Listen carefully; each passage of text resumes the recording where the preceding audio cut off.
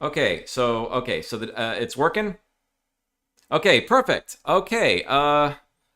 Welcome to the Encore edition of Story and Sketchwriting for Touhou Fanworks. This is an encore presentation of the panel that I did at TouhouFest 2023. Unfortunately, it wasn't recorded, so this is going to be an encore presentation. So let's begin. Let's see. Hold on. It's been a long time since I streamed, so I have to get back into the swing of things, figure out how OBS works and all that. Okay. So anyway, if you're on this channel, you probably know who I am, but if you're just browsing through YouTube looking for videos on how to make Touhou works, well, I used to make various Walfus sketches, Touhou sketches, I have a Psychic Tribute show. I worked on numerous Halloween and Christmas videos for handing it off to other people in the Walfus station wagon. I did a pretty nifty Gensokyo Falls, a Gravity Falls type deal. Also made Down in the Rough. Oh, but I'm kind of on hiatus. I'm still around for tutoring and stuff. I also got a theater background, do stand-up comedy, and right now I'm doing research on narratology and narrative theory for layman usage. But let's jump right into it. This panel was made for all skill levels, for active creators and interested newcomers. It covers serious works, comedic works. It uses a 20-year tested method I developed back in my Gary's Mod days, the 5 steps to creating a fan work. We'll mainly be focusing on the first 3 steps.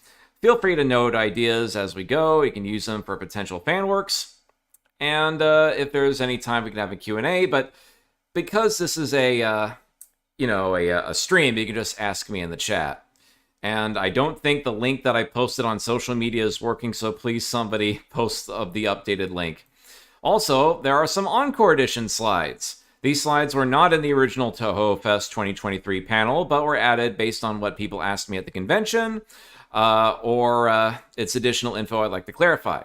And as always, what I like to do these days is I have an obligatory disclaimer. I do not know everything. Do not take what I say as gospel. Do not use it to tell other people they're wrong. I just like sharing ideas. At the end of the day, you got to find your own methods. Getting your tips from a single source can be a recipe for disaster. Alright, so the 5 steps to creating a fan work. This doesn't just apply to Touhou, but it especially applies to Touhou because we've been given this amazing, detailed world that Zune has given us permission to do whatever we want with. The 5 steps are 1. Familiarize, know the series, know the existing works within that series. 2. Create the ideas, what you're going to build your ideas out of later, the production later. Yo, AJS, good to see you again. 3, pre-production. This is the planning, the writing, the refining ideas. This is what we'll be spending most of our time in. And then finally, production and publication and reception. Even if you don't know the nuts and bolts, these 5 steps, the familiarize, brainstorm, pre-production, production, and publication, is all you need to know how to make a fan work. Here we go with part 1, familiarize, knowing what you want to make. Now, if you are a newcomer to this series and you want to know how to make Touhou Project stuff, or if you're new to another series, all you gotta do is study the canon. First, you start off with the games, the comics, the lore books. They can be found on Touhou Wiki. You can, again, read the wikis, fan compendiums. If you are in a Discord chat, you can communicate in your community's lore discussion chat. And most importantly, take everything with a grain of salt. Touhou's canon tends to be very loose and lax. So try not to cite canon because sometimes it will change at the drop of a hat. Study the fanon. Play the fan games. Here is Touhou Mother. This is one of the first major influences I got. Read the fan comics. Watch the fan videos. Read the fanfics. Study the memes and the running gags. Study the great works, the not so greats, and so on. And most importantly, again, take everything with a grain of salt. Or Satori gonna go Will Smith on you. Keep that fishing rod out your mouth. And also study your motives. The top 5 reasons people create according to creative writing sciences are therapy and relaxation, creativity and exploration, social activity and camaraderie, gain and innovation and experimentation. You can have multiple reasons and none are inherently bad. I know in the past that I have said that Like, it's never a good idea to only have, like, one of these as, like, your big reasons, especially gain. But if it motivates you, use it. We need all the motivation we can get these days. Let's see. And AJS in the chat says, yes, gotta love it when fans interpret things a certain way. And then suddenly Zunes shows up and says, nope, you were wrong about that all along. And plus, Zune tends to go with the sure, why not attitude when it comes to canon versus fanon. So let's go deeper into the reasons. Reason number 1, relaxation. Now, we're going to cover different reasons for what gets in the way, but these are like the motivating factors. And I'd say these are kind of mental, where the other ones are more physical. We'll return to that later. But first, relaxation. I write because it's fun, relaxing, or helps me mentally and emotionally. When I did this live, I asked people to raise their hands, and about half the room raised their hands. The demotivator here is frustration. I don't like to write because it's boring, stressful, or tedious. Oh, and Ace Rena stuff says in response to the last one, that's why we love Zune. Okay, the do it anyway tip. Experience grows competence. Balance difficulty with skill to create the flow state.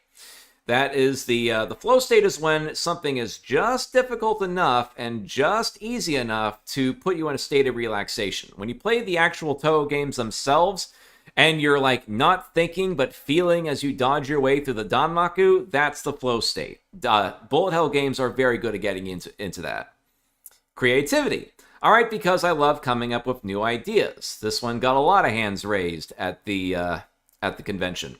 The demotivator, I don't like to write because none of my ideas turn out. The do it anyway tip, experience grows competence, and competence defeats low confidence. Kind of a tongue twister. The do it anyway tip is, already did it. The feeling of I can't do it only goes away by fighting it. We'll dive more into this later. Then camaraderie. This is another big one. I write because I love sharing my ideas and connecting with fellow writers and fans. You love making things to like connect with other people, and you love connecting with other writers and creators as well. The demotivator is social anxiety. I don't like to write because I'm afraid of criticism, letting people down, getting bullied, and so on. This is also one of many of our biggest weaknesses, including myself. The do it anyway tip, and these are things that I've learned only recently. Build healthy boundaries against toxic influences. Separate your self-worth from your abilities as a creator, and remember, you can't please everybody. In the words of an ultra marathon runner, you can walk on water for some people, and they'll just say, "Yep, you're only doing that because you can't swim." Let's see. Muscuba 39 says, "What if I can't come up with an idea?" We'll get into coming up with ideas in just a moment. There's a bazillion different ways to do that. The fourth one is gain. I write because I want to become popular, wield influence, and even get compensation. Now, when I asked people to raise their hand for this one, not many people did. But I'd say if it's a motivating factor, then use it. If you want to eventually speak at a convention and that motivates you, then use it. Plus, if the demotivator, I don't want to write because I don't want to waste my efforts. I might lose more than I gain. The do it anyway tip here is nothing is wasted if experience is gained. So again, if it motivates you, then use it. And then finally, innovation. I write because I want to push boundaries or try new methods or change how things are done. And this is another one of those smaller reasons why people create stuff, but it's still an important one to keep an eye out for. Let's see, AJS in the chat says, a lot of times idea crafting is just throwing stuff at the wall and seeing what sticks. Having friends bounce off does help too. And sometimes a movie or something might give you an idea. Yes, especially the throwing stuff at the wall and seeing what sticks. That is a very important part of creativity, which we'll go to in the next step, the brainstorm step. So anyway, the demotivator of innovation is imposter syndrome. I don't like to write because I don't feel like I have original ideas or works, or I don't feel like I'm going to contribute anything meaningful, to which I say, not everything needs to be groundbreaking or original. Make whatever you want, however you want, for whoever you want, barring moral and ethical boundaries and, of course, knowing your audience. Then finally, study your craft. You are here. Study what you want to make. If there's more you want to know about video production or writing, script writing, and all that, there are books and guides out there pretty much everywhere. Join content creation communities. There's a couple for Touhou Fanworks. If any of you know about Kane's Create and Write, that's the one that I currently run. There's also some others out there like Keiki's Creator Haven. Let's see. Genso Chronicle. And there's another new one that just popped up. It's so new, I just forgot the name. I suck with names. And most importantly, you gotta practice. A bad work finish will give you more experience than a good idea stuck in your head. And now for part 2, brainstorming, collecting ideas to make something. This is the one I think that a lot of you are probably going to love since it's being talked about in the chat a lot. The first step is to gather as many ideas as possible for potential works, more ideas than you think you need. That is super important. Write down as many as you can. There are no bad ideas at this stage. They can be stashed away and you can come back and make them work later. If in your head you're busy thinking, oh, it would be a dumb idea if I were to make a racing game where Touhou characters ride on other Touhou characters, or, oh, I couldn't make a Touhou game with them just playing Mahjong. No, you can come back later and make it work. Some classic methods to coming up with ideas include the magic what if. You just ask what if blank, and you can add to character or wouldn't it be adjective, funny, sad, cool, if this happened. For example, what if Touhou was reimagined as an aquatic-themed Magical Girl series, which gave us the early 2010s Touhou fanfic hit Dolphin Rider Koishi? Or what if Gensokyo had a Manzai competition, giving us the Touhou M1 Grand Prix?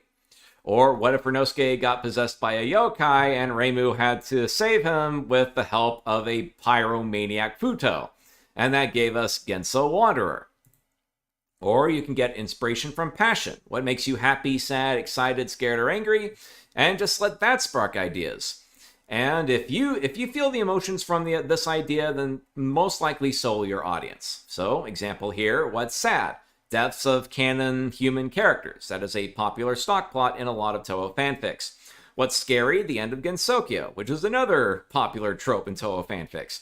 What's exciting? Rebuilding Gensokyo literally from scratch after a set apocalypse. The results? Concealed the conclusion. Do do do do do do do do. Let me get a swig of water. Okay, another way to come up with ideas is the trope list. This is recommended by Chris Beatty of National Novel Writing Month. All you gotta do is list your favorite plots, devices, characters, character traits, and then just use them in the plot. Then list all your least favorite things, and then avoid them like the plague. Visit TV Tropes for a great list of these, but remember, TV tropes will ruin your life. Character interview. Let's see. AJS says, Conceal the Conclusions OST still gives me feels after all these years. Yep, same. Okay, character interviews. If you know your cast well enough, you can just ask them how they think the story should go. You can ask them what they don't want to happen, like their biggest fears, and then you could totally use it. Or just their least favorite tropes, which then you can consider. As I said, once you have your ideas, you can go nuts. There are no bad ideas if you can make them work. If you want to make a Touhou soccer game, that has been done. Again, Touhou characters writing other Touhou characters racing game, done. Touhou characters in a dog park with their pet cows and owns and killer plants. You can do that. So once you've gathered a bazillion ideas, it's time to actually build them into something, and this is where we get into the meat of this presentation. The pre-production part, putting the ideas together. So this is the anatomy of a narrative work. This is based on the structuralist narratology. This is based on structuralist narratology, which heavily influenced Japanese anime and manga. There's a weird history involving the Cold War, Disney, the French, and eventually it made its way over to Japan. It's a crazy story, but all you need to know is it's split between the story and the discourse. This model comes from Seymour Chapman from his book, Story and Discourse. Story is the major and minor plot events, plus the story world, which is your settings and characters. And the discourse is the structure, the way it's put together, and the presentation, and in what way. Now, the fun thing about Fanworks is that they provide the story world, and you get to provide the plot, the structure, and the presentation. So first we are going to cover plots. Since this is a storytelling and writing thing, we're going to spend a lot of time here. Plot is divided by kernels, events that disrupt the story world, and satellites, events that illustrate the story world either through world building or showing the changes. If you know South Park, the creators said that stories are nothing but buts and ands. Think of your kernels as your buts, like yada yada yada, but then this happened, and satellites are the ands and so's. And yada yada, so yada yada, but, and that creates your story. So instead of looking at conflict, structuralist narratology looks at what is known as what's known as a disruption. It's anything that's out of the ordinary within a story world and requires no conflict or even a resolution to let me start over. I'm stuttering, sorry. A disruption is anything out of the ordinary and requires no conflict or even a resolution. It's a source of storytelling power for slice life stories and is also useful for numerous gags, as we are about to see. The first story structure we will look at is good old Kisho Tenketsu. It's a story that's kind of taught since kindergarten in Japan. It's super easy to understand. Key is the setup. Where, when, who, and what's going on. In this classic by Ao Usagi, we got Marisa introducing the setup, the who, the where, the what, the when, going, hey everyone, because it's April Fool's Day, I think we should play a trick on Reimu. Show is the elaboration. This is where we get more info on the setup. In the second panel, Marissa's going, hey Reimu, I think we should get married. And Reimu's going, oh really? I'm so happy. Then this leads to the 10, which is the turn. Other people call this the twist, but not like a surprise ending, oh, it was M. Night Shyamalan all along kind of a twist. This is something that contrasts the setup and the elaboration. Again, it is a disruption. You'll notice there's no conflict here. It's just Marissa's trying to say, Reimu, it was just a joke. Ugh. And Reimu's giving her those lovey-dovey eyes. And this results in the ketsu, the end, the result. Now, this could be the punchline or a double punchline if the turn was equally funny. So, the key, the setup, Marissa wants to play a joke. The show, the joke is she wants to get married to Reimu. The 10, the twist, Reimu's giving her the lovey-dovey eyes. Marissa has a moment of weakness. And the ketsu, and so we got married. In short, it's key plus show times 10 equals ketsu, or setup plus elaboration times turn equals result. Alright, and this wasn't in the original panel, but you can apply this to just about any four-panel comic. For example, from Life of Maid, we got Mei Ling making some instant ramen by the looks of it. The third panel, a long time has passed, and it turns out that she forgot to plug in the thing cooking it. Or this one. It shows Kaneko and Suwaku. Kaneko's playing a game. It's like, oh, it's a game involving that snake guy. Suwaku says, oh, you only like him because it's snakes involved. The twist, Sonic's Solid Snake shooting a frog. Suwaku tackles Kaneko. What do you think you're doing? Or this classic from In Above the Earth and Moon. While the other bunnies are out pounding mochi, Raisin and Tay are out looking for things, searching for items.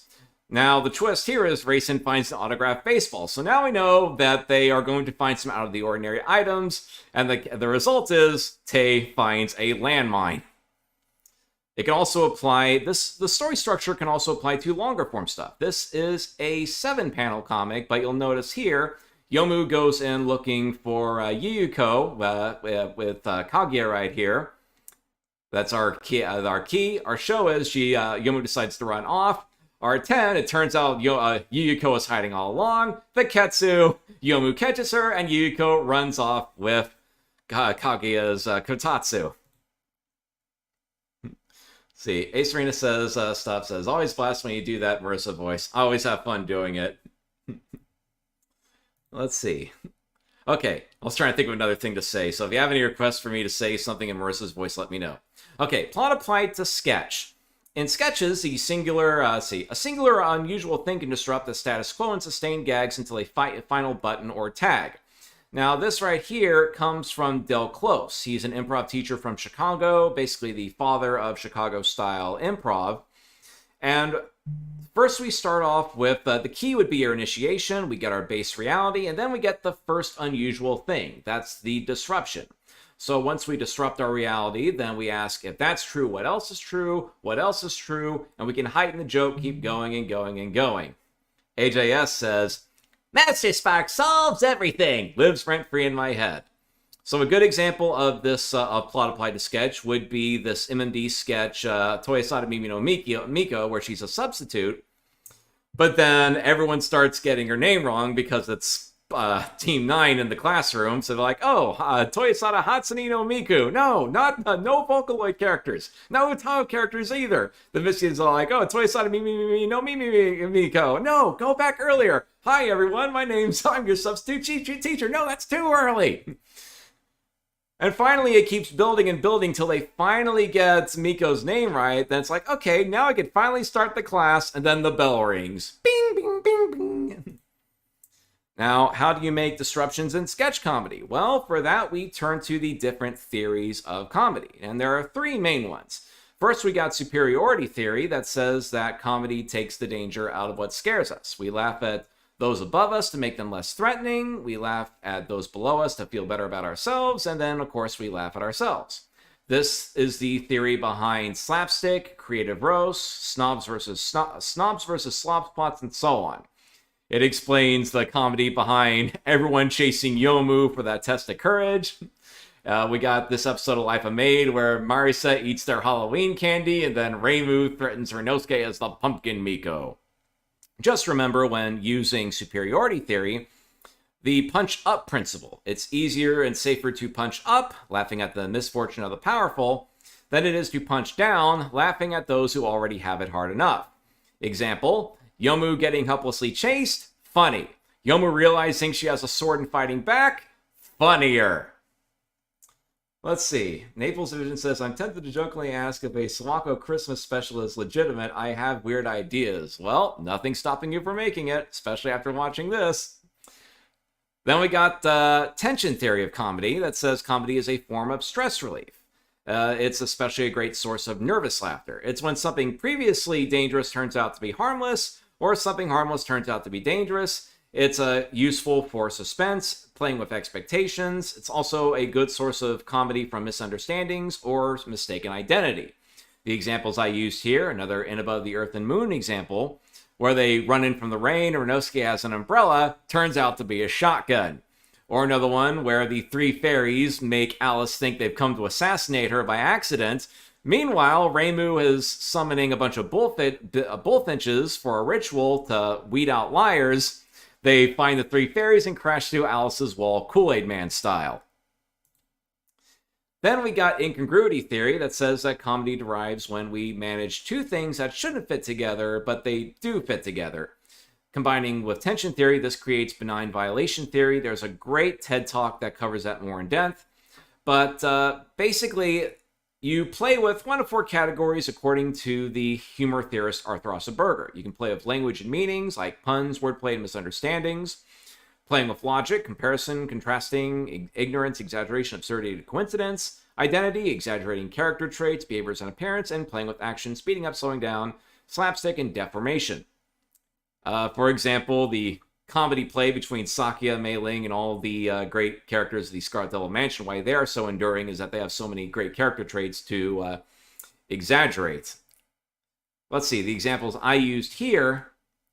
Yeah, I think that's probably why some of the, some Touhou characters are more easier to write for than others. But anyway, the example I used here is Marisa's telling Reimu about the three fairies living in a tree, and Reimu literally envisions them in a bird's nest. But then Marisa says, no, I mean they live inside the tree. And Reimu goes, wait, how are you reading my mind? Or another example here is we got the deformation of this classical Walfus thing, and of course Lily White on a literal spring. Now, if you want to write long-form sketch comedy, let me have another drink real quick.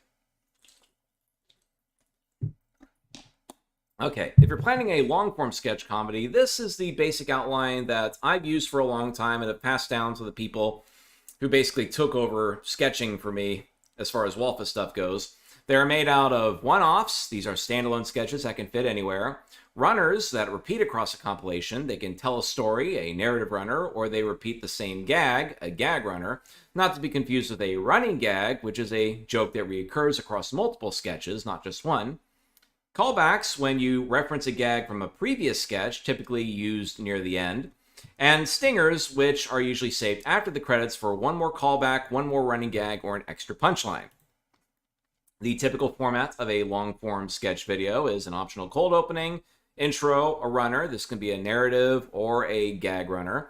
The random sketches, then another runner, then more sketches, then finally the runner part 3 with a final punchline, credits, then an optional post-credit stinger. Of course, you can play with this structure in a number of ways. For example, Seija frame. I think this is another one by Toddy, who, when somebody asked me what's one of my favorite Touhou fan creators, it would definitely be Toddy and their MMD creations. It is a series of sketches in which Seija messes with Shimyomaru, and in the process, Seija gets injured. And of course, every punchline ends with Shimyomaru shouting, "Seija!" Except for the one time when Sega and Yoshika are together. Sega says, "Oh, I'm going to take a nap," falls to the floor, and Yoshika is like, "Sega!" Also, Harpoon Eats Fear and Loathing in Gensokyo is another sketch that involves an alternating series of narrative runners. So I'd recommend, again, looking up Seija Frame and Fear and Loathing in Gensokyo by Harpoon Neat. So that covers comedy structure. Now let's look a little deeper into the science of scenes. This is the Lebavian model of scene structure. It is made of technically 4 parts, but 6 if you count the entrance and exit. The abstract, that includes the context, the titles, and all that. Then you got the orientation, when, where, and who. Complication and disruptions, what happens. The evaluation, what's the response? There could be more than one. Sometimes the characters can only react. Let's see. Naples asks, can I do Kisho Kentetsu recursively? Make a longer plot by repeating that structure. Yes, you can. In fact, it is actually very common in long-form Japanese media to basically make the different parts out of it. In fact, one example that I would use, had it not been entirely a Touhou panel, would have been Your Name, which actually follows Kisho Tenketsu structure, which is why some people think that like the latter half of the movie seems to come out of left field. But I don't want to spoil it. I'd recommend just watching Your Name just because it's awesome. So anyway, let's see. So anyway, evaluation out of things. Can they react? Or can they do something?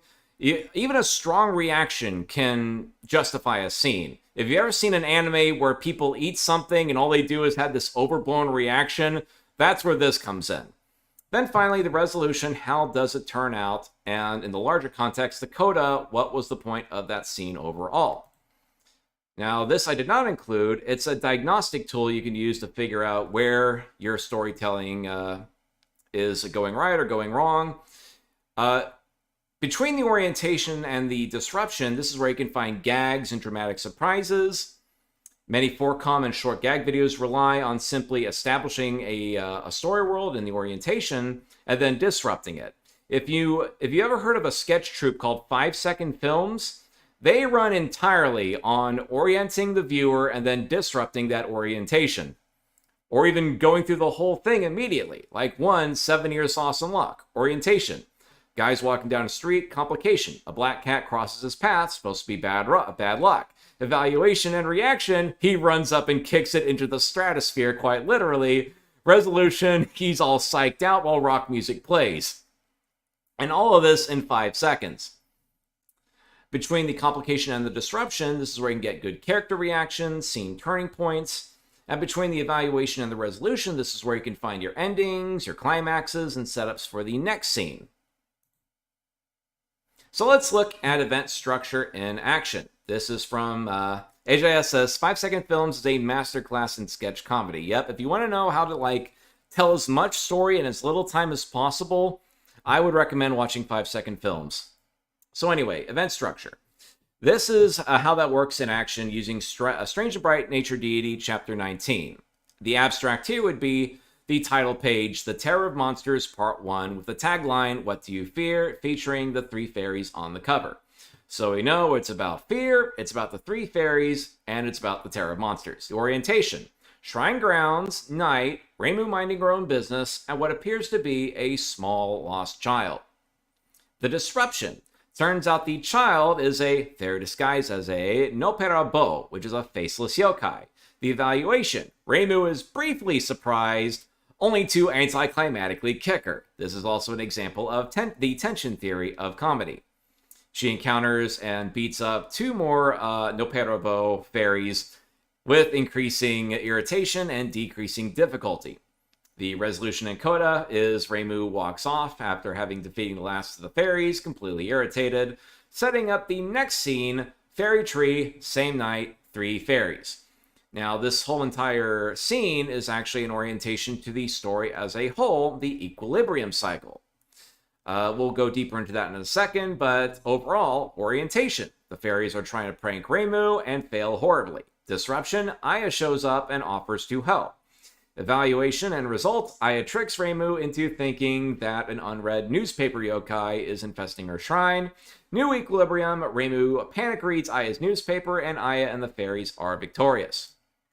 Now, the equilibrium cycle comes from Tsvetan Todorov, a narratologist, and it's very similar to Kisho Tenketsu. It's very similar to the Labovian model, and it runs a little something like this. We start off with an equilibrium. We find out the where, when, and who of the story, the base world, the story world that we are later going to disrupt. For example, in Wild and Horned Hermit Chapter 33, the characters are pondering how they're going to prepare the next event's big meal, and this goal creates what is known as a narrative kernel. Now, all the other characters are going to have the goal to come up with special ingredients for the next meal. And the scenes that illustrate this are going to be the satellite scenes. The scenes that are basically the and so this happened and so this happened.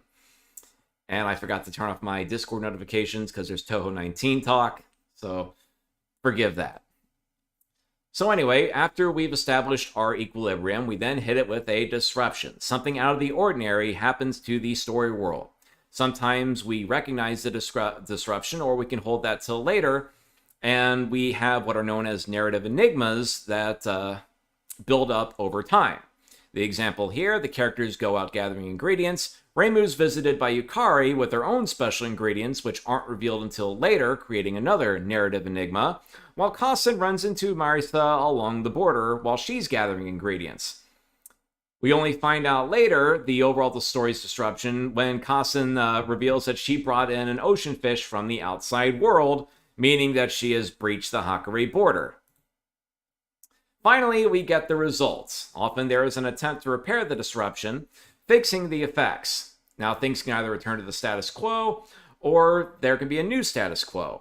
But basically, this usually either climaxes the story or becomes a new super objective. The example here, at the big party, everyone begins questioning why Reimu is serving Yukari special ingredient, which turns out to be unappetizing dandelions. But then Yukari reveals she knew all along that somebody breached the border, that's how she got the dandelions. This catches Kassen in the act, and warns of a potential outbreak if not gotten rid of. You may also place the discovery and attempt to repair earlier, or reveal that the disruption was not what the characters thought.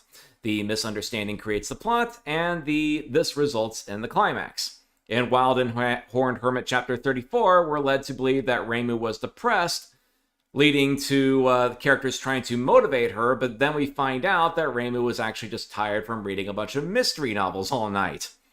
This results in a climax of Marisa bringing over a bunch of poisoned food. Actually, no, the poison was cooked out. But wait, that's a salad. I cooked it out of a salad. And Sumi Reiko parking a freaking UFO on Reimu's front lawn. Come on, Reimu, let's go make first contact. It's been a while since I've done the Sumi Reiko voice. Okay, now it's called the equilibrium cycle because there's usually an end depicting a new equilibrium, or at least a return to a status quo, which is typical of an episodic series. So for our Chapter 34 example, the dandelions are sold off as a health food to the human village and a delicacy among the yokai. Meanwhile, Kassen, as typical of many Wild and Horned Hermit episodes, is left powerless once again in an ever-changing Gensokyo. But of course, not every equilibrium has to return to the status quo. Sometimes it could change, or it can become, in a longer story, a kernel event to a new rule that to a larger change in the story world. So basically, you're setting up the next story. The example here, going back to Strange Bright Nature Deity, the new equilibrium here has the fairy successfully pranking Reimu, who is forcing Marisa to help lay Aya's newspaper's spirits to rest.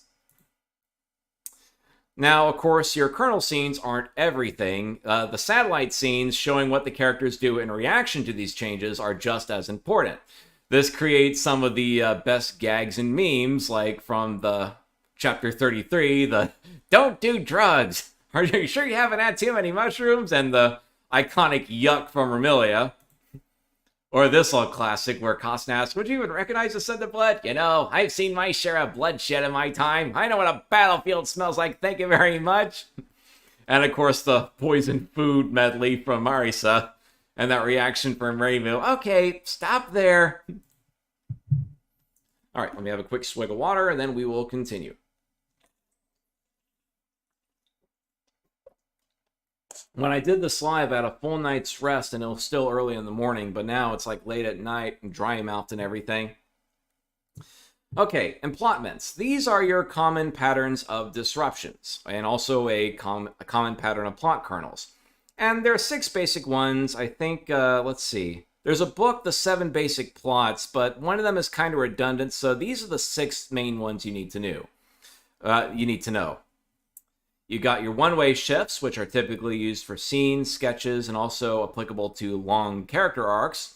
Things either go from bad to good, or things go from good to bad. You got your two-way shifts, which are typical of episodic plots. You got the Man in a Hole plot, named after Kurt Vonnegut, who said the shapes of stories fell into one of these categories. In the last example, that would have been everyone else's plot, or an Icarus plot, or Costin's plot in the last example. TVA says, Sumireko, buckets are fed, so go fetch a bucket. Hashtag bucket. Okay. And three-way shifts. These are typically used of long-form narratives, like your standard comedy plot, such as Sid Field's 3-Act Paradigm. We'll cover that in a second. And the standard tragedy plot. Now, this was not in the TouhouFest examples, though, so here's what emplotment looks like visually. If we were to take Wild and Horned Hermit chapter 33 and put it on a graph, this is what it would look like. You'll see that everyone else's fortune goes down, but then it jumps back up at the ending. Meanwhile, Costin's fortune jumps up in the middle, but then goes down at the ending. Or in the Strange Bright Nature Deity example, this is what's also known as an hourglass plot, where one character's fortune goes from good to bad, in this case Reimu, and another character's goes from bad to good, in this case the three fairies and Aya. Now, not all plots need to be symmetrical. Since a lot of people at TouhouCon actually, gave me some kudos for this one, let's look at this example with 3 intersecting plots. For example, I probably don't need to introduce this, so you'll probably know what it is once I start listing it. You have one story that has a man in a hole plot, such as a character accidentally causing a major disaster in Gensokyo, but then manages to escape. A classic tragedy plot, Gensokyo tries to prevent a realm-wide disaster, and despite a brief glimmer of hope, they not only fail, but events are soon to repeat. And a one-way negative shift. A character starts idealistic and ends nihilistically. And finally, what about 3-act structure? Well, as mentioned on the emplotment slide, this would be a 4-shift classic comedy, or a 4-shift classic tragedy, following Sid Field's classic 4-kernel paradigm. For example, Act 1, we can go from positive, then Act 2A, negative, then positive, and then negative again to create a tragedy, or negative, positive, negative, positive. And again, this is compatible with Kisho Tenketsu. It makes it popular among Japanese screenwriters. A number of anime episodes and even can use this, even minimalist slice of life ones. Let's see. This is not a Touhou example, but I think it's a great example of this same structure. There's an episode of K-On! Called Winter Days, which has very little dialogue, very little happening. Yet it follows this exact structure perfectly, and it's actually a compelling story. I would suggest looking that up. Just seeing how little you can get away with story and still telling, how little you can get away with showing stuff and still tell a story is what I'm getting at. Okay. Now, I'm only going to cover this one briefly. If you're still having trouble figuring out disruptions, there are 4 common ones, according to narratologist Claude Bremen. There's a chance to gain, character wants something positive. Keeping a gain, holding on to something positive. Avoiding a negative, they want to avoid something negative. Or losing a negative, removing a negative state. In the previous examples, Kasen wants to stand out with a rare fish dish, a chance to gain. Yukari wants to protect Gensokyo, avoiding a negative. Or, everyone wants to get rid of Reimu's depression, losing a negative. Reimu wants everyone to back off after a night of binge reading, losing a negative. A perfect setup for misunderstanding. And then finally, the fairies and Aya want to prank Reimu, a chance for gain. Let's put these together for the Wild and Horned Hermit Chapter 23. This is an Icarus plot going from a chance to gain to removing a loss. After a mysterious encounter, Reimu concocts a scheme to make money off her supernatural abilities. And then Reimu makes a killing off her fortune-telling scheme as Madame Gensokyo. But then the yokai take over her shrine in her absence, leading to this great reaction. You can't take over my shrine! Oh, my business was making a killing!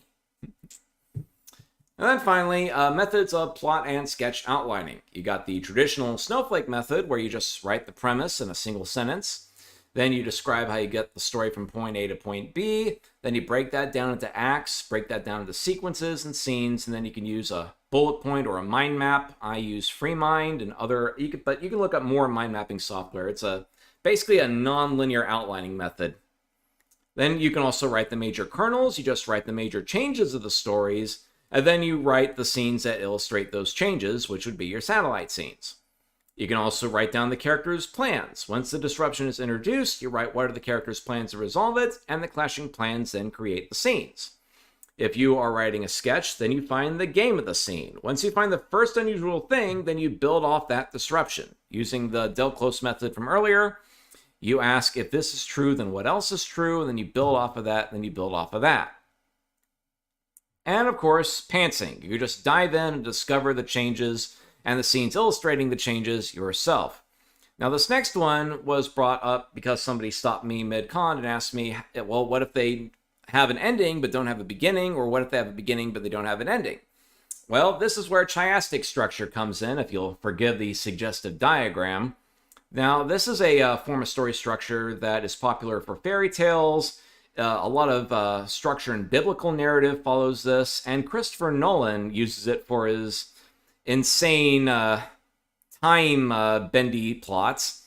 Basically, whatever happens in the first half, you mirror it across. So if you have something that happens at the 87% mark, you put it at the 12%. Something that happens at the 75% mark, you put it at the 25%. So if you have a scene here, you can put one over here, and so on and so forth. Let's see. So yeah, you can use this if you have a beginning half, but not an ending half, or if you have an ending half, but not a beginning, and then you link them by a midpoint. So that covers the meat of everything, the story and the story part of it. Now we get to the story world, which is the setting and characters, which is the ideal subject for Touhou because we were given such an amazing setting to make whatever we want with. So most Touhou Fanworks will use the same setting and characters, but what you focus on will determine what you focus on will determine your unique take on it.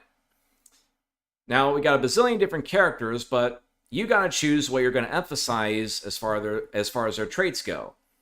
Now, you can determine their character traits using a number of models. You have the Ocean model, the Hexco model, the Myers-Briggs, the Enneagram, or the Jungian model, or the Four Humors, and you could use these models to pinpoint a trait and then come up with different interpretations of characters.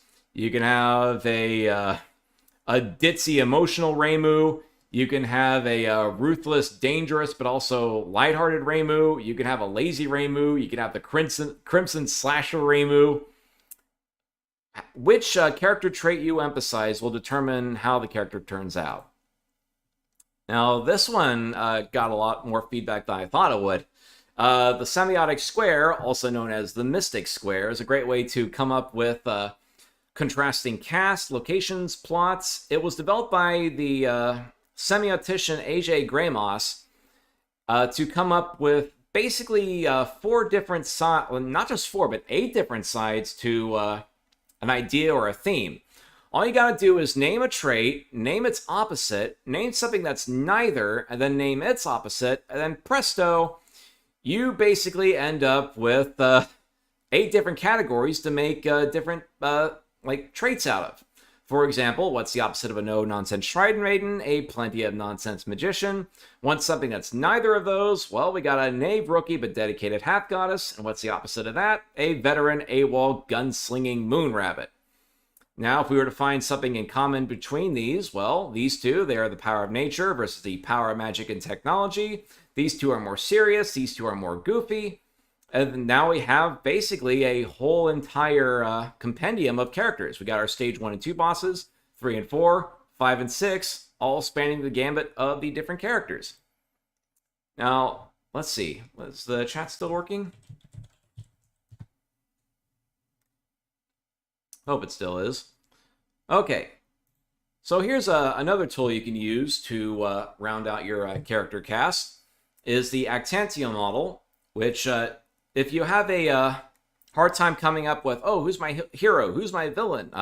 What if I don't know character archetypes? Well, characters can fit into one of 6 categories. The subject, that's your main character. Helpers, characters that help them, either directly or indirectly. Opponents, those that get in the way, even if they're trying to help them.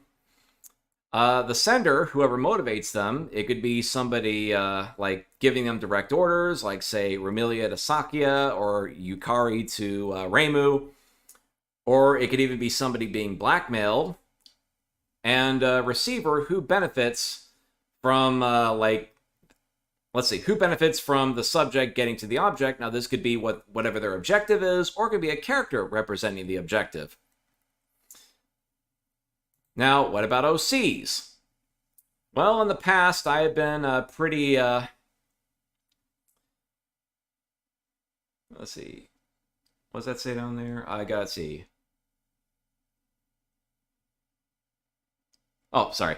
I'm having a hard time reading this. Sunday P48 says, show us for that like you got here before you're done. You might want to rephrase that. Okay, so anyway, about OCs. Now, in the past, I've been pretty critical about OCs, but a lot of the advice that I was giving out was kind of typical of the fanfic community. But these days, I've kind of softened my stance on OCs, and I would like to clear up some of the myths that have kind of pervaded not just Touhou fanfic culture, but fanfic culture in general. And I say you can write OCs if you just remember these 3 myths. Number 1, the balance myth.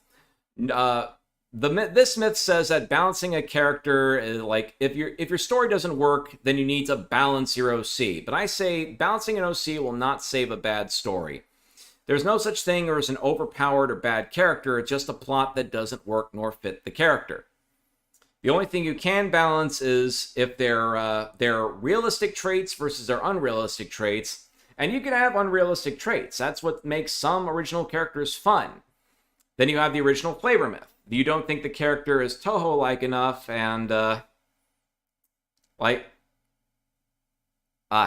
the tough thing about doing it live. I stutter sometimes. I miss not stuttering. Okay, the original flavor myth. Don't think that making a Touhou-like character is the only way to make a character, nor should you shun outsider OCs.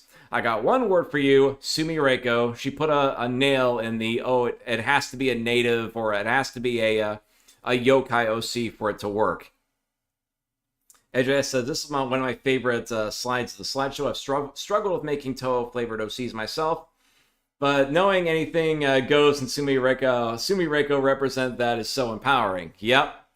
And then finally, the nobody likes OCs myth. Well, tell that to Mituri, or Meimu, or Lai Mei Ling, which are kind of like clone versions of their characters, but yet they're still popular enough to take off. Or take the Elder Hakare Shrine Maiden, who starred in numerous fanworks. Or take the characters of The Last Comer or other fan games, or take the entire Lenin series. If you are not familiar with Lenin, Lenin isn't just a series about Touhou fan characters. It's a Touhou fan everything. It's its own... It's got a setting that's like a fan version of Gensokyo. It's got characters that are all their own original thing. It's a sight to behold. It even has its own fandom unto itself. So it goes to show you, OCs can work. In fact, OCs can work so well, they can basically split off and make a neighboring fantasy realm. Now, building characters. This is how you build original characters or change canon ones. For example, you have Koakuma here, who is a mid-boss, but she only has an appearance. You have to provide the rest. So we got the appearance. How do they look and why do they look like that? That can also inform you a lot about their character. Sociology. How do they act in public versus how do they act in private? Psychology. You can use the previous previous models I showed you to determine that. You can also look at who do they believe they are, the core self, versus what lies in their subconscious, if applicable, the hidden self. Not every character needs a hidden self. Sometimes all Reimu wants to do is hunt yokai, and you don't need to dive into the character. But if you want to make a serious character study, then you can jump into the hidden self. Then we get to the actual balancing thing, what's known as mimesis versus synthesis, coined by rhetorical narratologist James Phelan. What are the realistic traits that make the character relatable, the mimesis, and what are the synthetic character traits that make them attractive? So again, realistic character traits make them relatable, synthetic traits make them attractive. If you ever wonder why a lot of main characters in YA novels tend to be so boring, it's because they're trying to make them relatable. And why are all the other characters so cool? It's because of the ridiculous traits. And also, welcome Vertlux in the chat. So if you make a character too relatable, they become boring, and too synthetic, they feel fake. That's the only level of balancing you need. The rest, you have to focus on your plot, or the story doesn't work. So, that was the story part of the story and discourse. Now for the discourse. Structure is how you arrange the story and what goes into the telling, and the presentation is in what way the content is transmitted. Physically, stylistically, and emotionally. Now we're at the 52-minute mark, so technically this is lasting longer than the original. I partly blame... I'm kind of going a little slower pace than the previous one, and plus I'm stuttering, so forgive me. So we got narrative instance, time, and space. Instance is who's telling the story in what way. Wild and Horned Hermit's third person with a humorous narration, but many fanfics are in first person. This is your classic English class stuff. This is what, like, is the story in present tense, past tense, future tense? Is the character the narrator, or is it an external narrator? You get that idea. Then you got time and order. Are the events told in a strictly linear fashion, or are they told in flashbacks, flash forwards, and shuffled timelines? Now, this affects what's known as hermeneutics. According to the narratologist Roland Botts, the order the audience earns information creates what are called enigmas. These are the unanswered questions. And every time you answer an enigma, it changes the audience's experience of the story. When people tell you don't spoil the story, it's because spoilers alter a story's hermeneutics, which remove the enigmas, and that changes everything. Then you got space and duration. Are events summarized or shown in long, drawn-out detail? This example right here from Wild and Horned Hermit chapter 22, where the origins of the mysterious Manzai Raku are concealed until the very end of the chapter, creating an enigma, while all the scenes that show them doing tricks and stuff in their little sea show are only summarized in a few frames.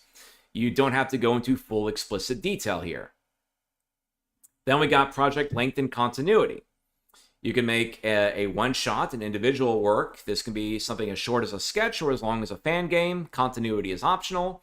Example here includes most MMD and Walfus comedy videos, but for a long example, Touhou Mother is a singular Touhou story, but it is several hours long.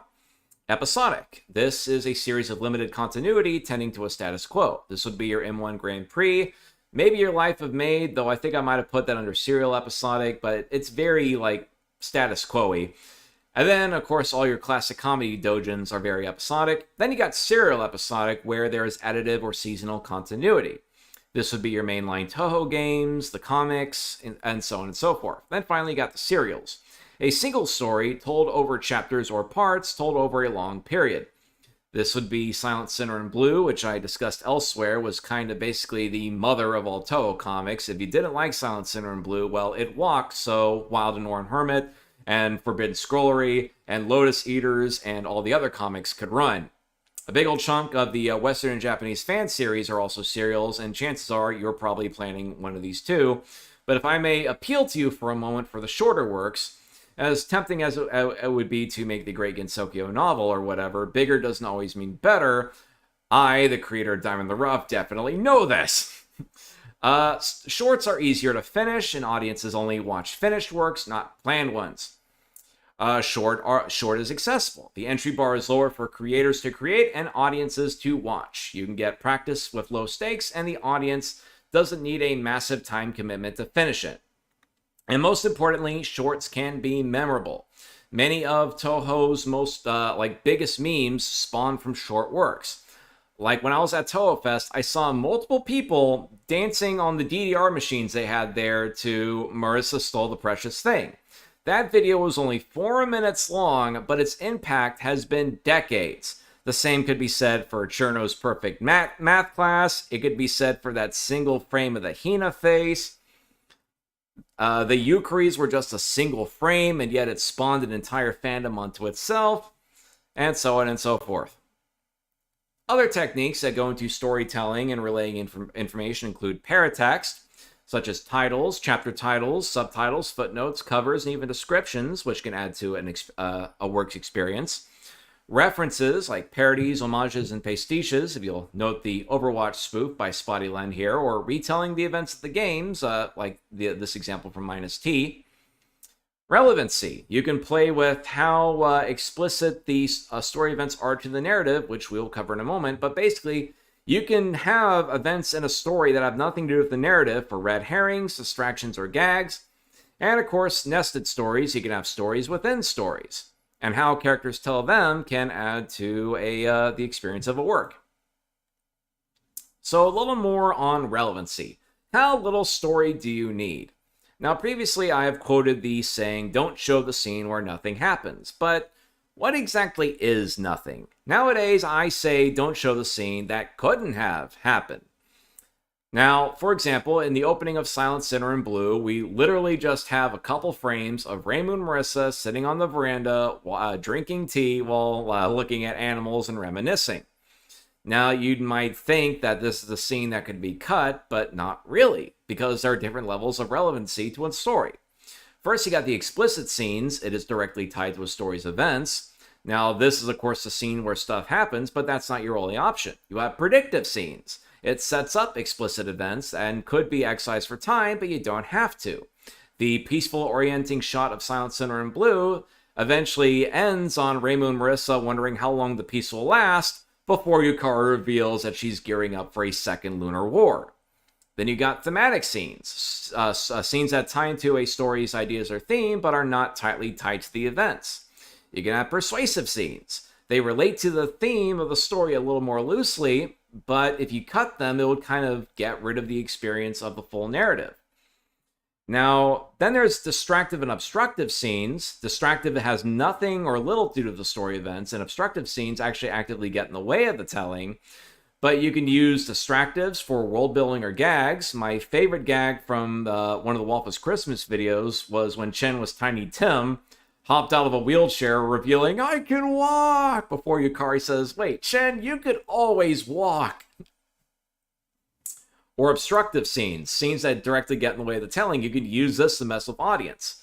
If you have read the Kenma the Bear Yokai comics that I made at one point, where it will just cut away to Cherno, it says, meanwhile, then a long pause, the end.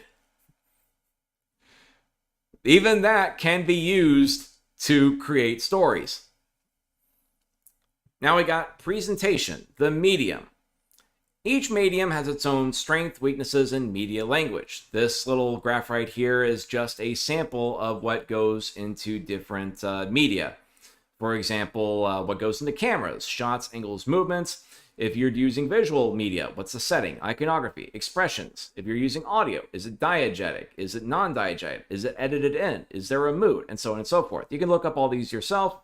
But basically, the three forms of media you'll encounter are temporal, such as prose and audio works, spatial, art, and temporal spatial, comics and videos.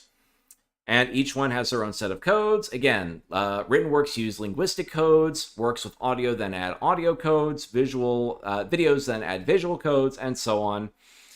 Familiarize yourself with your medium of choice and then learn its codes. If you want to make stuff in a specific medium, but you don't want to pay for anything, well, I got some good news. There's some open source and freeware software. If you know where to look for it, you can find many of these on alternative2.net. They got free and open source alternatives to basically all the paid software. You get everything for writing, audio, video editing, animation, even stuff for making games. Basically, if you whatever you want to make, there's a free tool out there for it. Then we got style and tone. Style is the unique way that the thing is presented, and the tone is the emotional atmosphere of both the work itself and the presentation of that work. With reality, you can make something super realistic, like Touhou Bunshi, the fanfic that portrays Gensokyo in a rather realistic and dark matter, where the yokai are actually scary monsters and the humans can't even fly. Speculative realism, fantasy and sci-fi, Touhou fits in the speculative realism, where people can fly and go into aerial combat. Hyperrealism, which is where you have things like musicals and stylized reality, where characters can break out into song or get into comical injuries and not get injured. And absurdism, where we just throw out the rules of reality completely out the window. Then you got your adaptational level, which is canon. You try to follow Touhou as closely to the original works as possible. Mixed head canon, where you mix canon and fanon. Fanon, where you just go with whatever the fanon says is popular. And then finally, original headcanon, where you ignore canon and fanon and just go with whatever you think would work. Then there's the tone. There's the work itself, the ideology. Now the work can be... Now the content of the work can be optimistic, where the heroes win and everything's going fine. Or it can be pessimistic, where everything's horrible and everything just goes wrong. But then there's the way you portray it. You can portray dark things comedically or optimistic things seriously. It really depends on your taste. Now, tone and style is really what's going to set you apart. And you can capitalize on styles, like you can make the little mini musicals like Cool and Create, Iosis, and the like. You can embrace the absurdity of like works by Aosagi or Bomber Grape. For example, we got Yukari dressed as Reimu, Reimu dressed as a giant panda, and Marissa dressed as a tire swing. And of course, again, you can have an optimistic heroic story portrayed in a serious manner, or such as, or at least the early episodes of, or what's it called again? Memories of Phantasm. Or you can have a dark story portrayed in a lighthearted manner, like Osana Reimu, Koishi's Heartthrobbing Adventure, Something I Made. Okay. And then we got genre and theme. Genre focuses on what the story's about, and theme is the why. But themes don't have to be super complex to be or profound to work. You can just have something as simple as Touhou is fun, or Danmaku battles are dangerous. If you try to override a theme, it can come off as pretentious. It can suffocate the work. Example, well, again, Something I Made. The official Touhou comics tend to be mysteries, since they resolve more on... they focus more on resolving problems than heart-pounding action, as Sherlock Cosson here illustrates. And here's a good list of the different genres and how they correlate to Maslow's hierarchy of needs. This one comes from the fine folks at StoryGrid. Action tends to focus on the physiological needs, like survival, food, water, air. Now, crime, war, horror, Western and folk tales, and thrillers and mysteries fit under safety. This is where, again, like life, home, beliefs, all that stuff, and this is why Touhou tends to fit there, because it's safety versus survival. Now, genres of fantasy, sci-fi, and absurdity can fit under any of these categories, but they just complicate them. So, if you write in different genres, how does fantasy affect survival? How does it affect safety? How does it affect love and relationships? And so on and so forth. And then the final thing to consider is your target audience. Are you going to be writing for a mainstream audience, even things that non-Touhou fans could enjoy, or something specifically for a corner of the Touhou fandom? Will you focus on canon, or are you going to focus on fanon? Are you going to write clean or explicit content? Explicit content might expand your options, but it'll also alienate certain age ranges and audience sensitivities. And is it going to be short and easy to complete for casual fans, or will it require a long, hardcore time commitment? So that covers the pre-production part, and now for the actual hardest part, and the thing that's actually kind of been helping me get through, I guess, running some of these panels lately, is the production stage. Actually making the thing. The hardest step, turning your ideas into works. Now, this is something I've recently discovered, and I seriously hope that this ends up becoming like a red letter day discovery for a lot of Touhou content creators out there. But basically, the hard science behind why production is hard. The first 3 steps, familiarize, brainstorm, and pre-production, all happen in the thinking parts of the brain. The neocortex, the last part of the brain that was developed as we developed as a species. Production, however, involves frustration, inadequacy, failure, and all sorts of other negative emotions that have built up over time, which are stored in the limbic system and fueled by the reptilian brain. It's stronger, it's faster, and most importantly, it is wordless. No amount of thoughts will get in the way of, we'll be able to convince the reptilian brain that it's wrong. In fact, there's an entire book, Thinking Fast and Slow, that covers why our reptilian brain is so much faster than our neocortex. But basically, all you gotta know is that the planning parts of the brain are different from the doing parts of the brain, causing procrastination at best and cancel projects at worst. Which is why sometimes I worry if I'm not a very good role model for writing Touhou stuff, because although I can come up with ideas, executing them isn't my strong suit. But luckily, if I can help other people execute ideas, then this will all be worth it. So the why doing is slightly more important than planning. Audiences only watch finished works, not planned ones. Finished ones get more feedback and wider audiences than planned works that might have a limited beta audience. Get more experience finishing works than planning them to death. Just remember the Twilight principle. A finished bad work will always be more successful than an unfinished perfect work. There's even a couple books, Art and Fear and The Courage to Create, that cover that no idea will ever end up as good as what's in your head. The only thing that can improve your chances is to make more works. And at the end of the day, as much as people want to complain about the works they don't like, the creators still finish them. Like, as much as I usually feel like a hack or I'm not good enough, I'm still here, like, putting out stuff, so that has to account for something. So according to the procrastination researchers Timothy Pitchell, Neil Fiore, and Piers Steele, there are 5 major obstacles that get in the way of production. These are different from the ones that motivate people to write, in that they are more physically ingrained than psychologically ingrained. The first one is the lack of confidence. You don't think the work will be any good, so you don't finish, or you give up. The emotional solution here is to work through the urge to give up. No matter how much your body keeps telling you that it's not going to work out, you have to keep going. Now, the mental solution, the neocortex part of your brain, to ease that would be to have a supporting work environment and personal boundaries. And remember, competence grows confidence. The second obstacle is the lack of rewards, especially immediate rewards.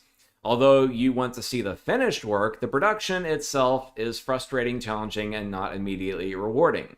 To use that classic meme, shows a guy in front of a huge crowd. Who wants to make a work? Everyone raises their hand. Who here actually wants to know? Who here wants to create a Touhou Project fic? Everyone raises their hands. Okay, who actually wants to work on a Touhou Project fic? Nobody raises their hands.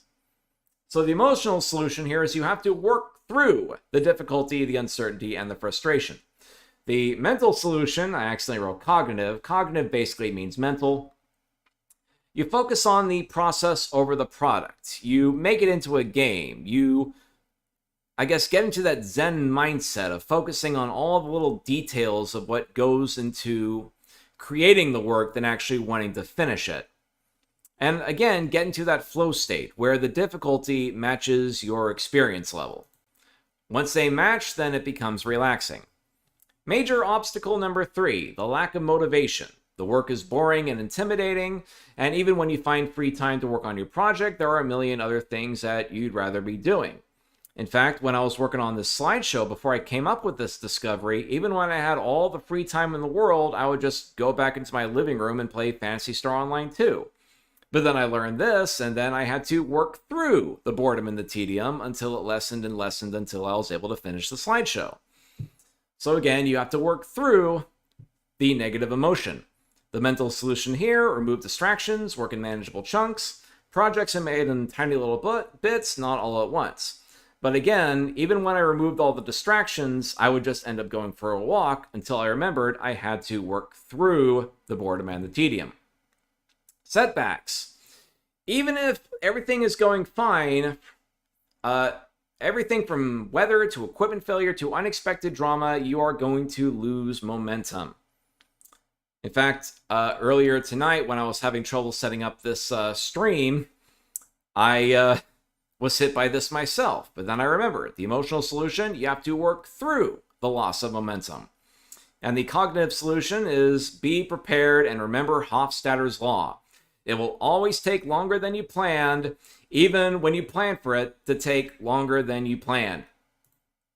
And finally, one that seems to have resonated with a lot of people: perfectionism. Whether it's constant reassurance seeking, nonstop editing, or constantly changing your story after a new idea comes up, beware this twin cousin of lack of confidence. Because when you have perfectionist tendencies, it's because you don't think it's good enough and then you give up. The emotional solution, you might have noticed the pattern, is to work through the self-doubt. Each one of these, you have to work through the negative emotion. And the mental solution here is remember that not everything is going to turn out as perfectly as you plan. Again, going back to the courage to create and art and fear, it will never turn out as perfectly as you have it in your head. Each work will bring you more and more improvements. And then finally, publication, getting your work out there. According to the cultural critical theories, there are four basic criteria that determine your work. The production quality: was it well made for its medium and its style? The content quality: how is the story, genre, and subject treated? Now, because I'm no longer at an all-age venue, I can't say this. The quality that goes into a serious story is not the same that would go into a shit post. If you're shit posting, that will get you a different reception than if you're writing a serious story. So if you ever wondered why you can write something terrible just instantly and then get a million likes or hits or whatever, but then work on a serious story and then it gets completely passed over, that's part of what goes into it. And Genso Chronicle says, easy, just write everything perfectly the first time, /sarcasm. Okay, and target audience. Where your work is published and who is it made for. Marketing your work in the right place will account for most of your initial traffic. So if you're making animations and you publish on YouTube, that'll get you more hits than if you just privately link something in a chat or post on a forum to a private, I guess, hosting server for videos like they used to do back in the day. I remember back in my Gary's Mod days, we would just upload our stuff to Putfile, and then once we had YouTube, that was a game changer. And of course, make sure advertising matches the tone of the genre and work. Remember that you can't please everybody. Focus on a specific audience. If you're writing for a mainstream audience, you might piss off a niche audience, and if you're if you're writing for a niche audience, then you might piss off mainstream audiences, and so on and so forth. Then finally, your author background. If you are a newcomer or established creator, that will be different than if you already have a track record.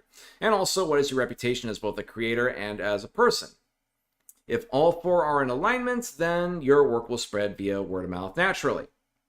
And then finally, you got your feedback and criticism. You can use this to improve your future works. Just remember the difference between actionable feedback and non-actionable feedback. Actionable is concrete, detailed, and lists accurate reasons why people liked or disliked, mostly from differing communities or backgrounds. If it's non-concrete, like I liked it or this sucks, then that's usually non-actionable. And most importantly, take some of your non-actionable feedback with a grain of salt. If you get lots of, oh, I like this or this sucks, then that could help, but context also plays into it. Let's see, misinterpretations is another form of non-actionable feedback where people see things that no other sane person would see. Comparisons, where somebody says, well, let me review this by comparing it to my ideas. Usually it's just a way for people to connect to others. Like, it's basically a way of saying, look, I'm a content creator too. Can we please be friends? Let's see. Personal or character attacks that have nothing to do with the work in question. And then finally, overly enthusiastic positive or negative reactions from a single community. This can be either beta readers who cheer you on personally or haters who will collectively bash your work. Either way, it's best to get a wide variety of reactions from a wide variety of places. Now, let's see. Previously, if this was a live panel, we would have the Q&A time here, but let's see. We've already gone, I think, 25 minutes over the original time the panel ran, mostly because of stuttering and tiredness, but you could just ask me questions in the comments on the posted video or in the chat right now. But if you want to know more about the stuff that I covered here, I definitely recommend looking up the Living Handbook of Narratology. It's like TV tropes for narrative scholars. It covers the science of narrative, and it's free. It's available online. Just look up the Living Handbook of Narratology. The rest are hard to find, except maybe in bookstores. No, not bookstores, libraries. You can find these in libraries, especially college libraries, like Story and Discourse by Seymour Chapman, for which a lot of this was based. Introduction to Narratology by Meek Ball. Narratology, an Introduction by Wolf Schmidt. The Art of Comedy Writing and the Anatomy of Humor by Arthur Osberger. The Humor Code by Peter McGraw and Joel Warner. They're the ones that made that amazing TED Talk about benign violation theory. And also look up Roland Barthes, the guy who came up with Enigma codes and hermeneutics. Claude Bremen, who covered the different types of disruptions and narrative possibilities. Tsvetan Todorov, the equilibrium cycle. A.J. Gramos, the source of the semiotic square. And Gerard Genet, who had a lot to cover with narrative structure and techniques. So that is the re-recorded presentation of storytelling and sketch for Touhou Fanworks. Special thanks to Megapig9001 and Jen Ray for pointers on this presentation and managing to get me through that 45 minutes version for TouhouCon. And thank you for bearing with me for the over an hour version of the re-recorded Encore. If you want to keep in touch, you can join KNA's Create and Writes, which is available through the Gap Discord. And if you aren't on the Gap Discord, it should be easy to find if you're on any Touhou-related Discord. Or you can just talk to me directly. I'm pretty easy to find. So I guess with that, go forth and create! And with that, I will see you all.